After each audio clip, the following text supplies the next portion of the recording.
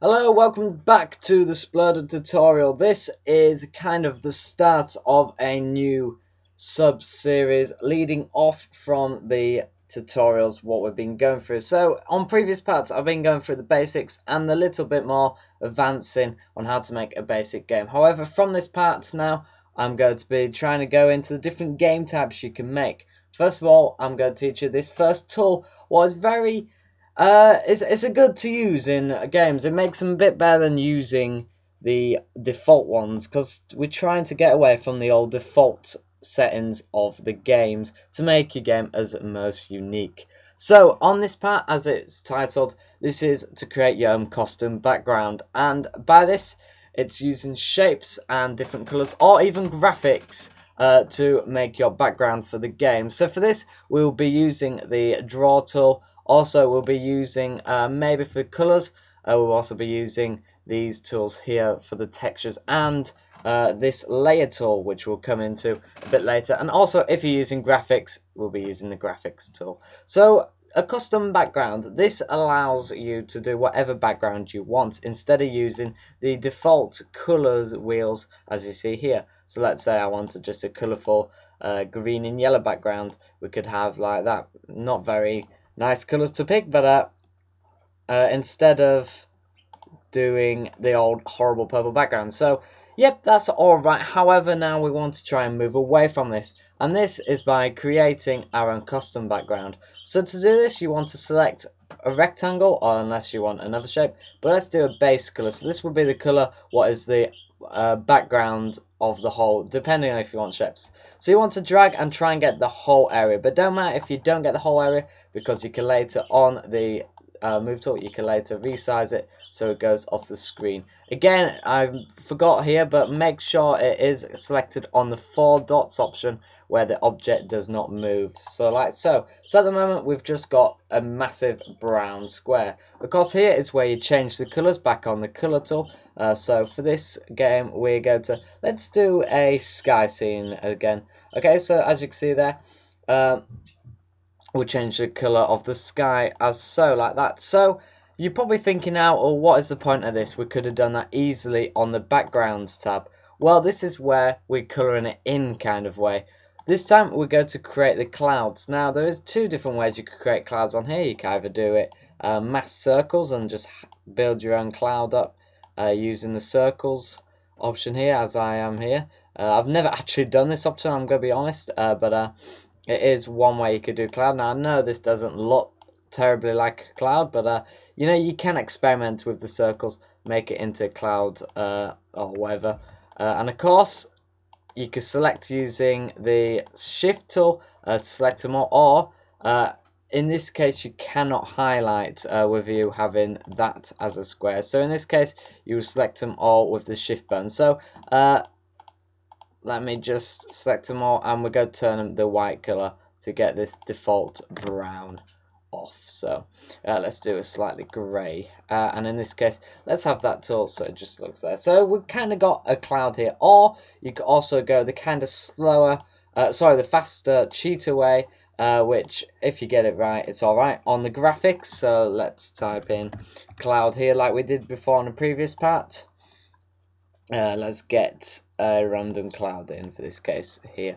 Okay, so you could argue that this one does look better. However, this one looks more original and looks more unique to you making it. But either way, it's alright. So in this case, I am going to probably use the graphics. So let me just quickly remove these. So, alright, so remember, when you're positioning this blue background in this case, try and not get any of this outline. Or if you feel like the outline may get into it, just change colour. Just change the outline to this nothing tool here. Now, of course, it is important to know that you can also adjust this one. So let's say we want the sky to be a bit like that. It could be more effective. But of course, it don't matter what background you do if you want to do a background. So I'm going to change it a little bit. Let's do kind of a Mario styled background, kind of like the pixels kind of way.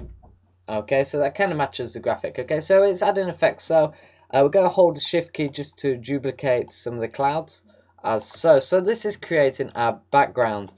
But you're probably wondering now, when we're making our game, the characters will spawn out. So let me just give an example. So let me just draw quickly a character for you. Well, for this square example, so let's put it as if it was a character. This would happen. It will whiz off the screen. This is because these two are colliding, this square and that square. So in this case, our character, which looks like it's the brown square, we would use these options. The collision collision, sorry. We'll be using the physics of this creator, and in this case we'll be using the pass through layers, meaning these are allowed to pass through. So you go to select both of them and click pass through A in this case, meaning now, although it has gone down for gravity, we have this square keep on top. And of course you might want to do it for the clouds as well, if your character is going that high. So selecting them all again, just make it easier, back onto select tool and then pass through A. If it is already on, just double click sometimes, as it does glitch out like that. And now, as you can see, the square should go through the clouds as so. Okay, so let's just change the tools to that. So we're creating our character, but let's improve our background a little bit. So we're now going to bring on a platform. Now, instead of using this platform, of course, on previous parts I did teach you how to make a platform, look a good platform. Now I'm going to use kind of the different way of making a platform, this using these default rather than graphics. So in this case, let's use just going through them all. In this case, let's just use this one and let's have it like a brownish color, similar to the default color here. Let's have brown and make it a bit squiggly as well, just to give a novelty feel. So let's duplicate this many times just to create the platform effect. Now these, with having the 4 dots options, they will not collide with anything, you know, they'll just sit there on the background. Of course, you probably would argue that this platform is very boring, but of course you can experiment. Every game is unique. Let's just add a little bit of effect in, make it a bit darker there, like so.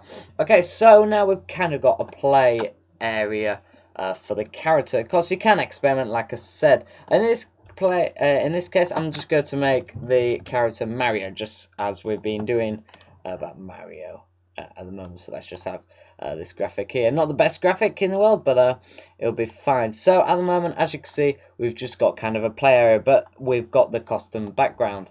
This is advancing it from the default background. So we want to create this into a player. So let's bring the slider and jumper into it, dragging these two over here, meaning now we can control this character. Of course, to advance it more, you want to make it so the graphic does move, and of course this is on this option here for the animation choices, and in this case it will be flip mode, meaning your character flips when he walks. Of course, more advanced graphics will have the walk mode where his feet do move, but this graphic does not have that option. So at the moment we've got a custom background, and this could be used on any game mode type, which I will go through in the next couple of tutorials. Of course, you can easily click the next option if the video's out, and as well, if you are struggling, go back a couple onto the previous. In this case, if you wanted to complete this game, you would add the coin option using what I did teach in previous parts. So let's create the coin here, and of course you want to make it both of these centered. So of course, selecting them both, going back to this panel here and clicking on the center layers, and then onto the green flag, which is your heart, center, and you will score. So as you can see at the moment, oh, okay, so that is one thing. This sometimes can be a problem. So in this case, the circle may have automatically brought on the pass-through layers. So in this case, I've deselected it, and as you can see there, we've got to the coin. So of course, again, to get the coin, it's on a previous part with the removing like that, as so. And then make sure you click on the next episode annotation to continue this mini tutorial on the background. and also making different game mode types. Make sure to subscribe and press the like button. Oliver Eaton out.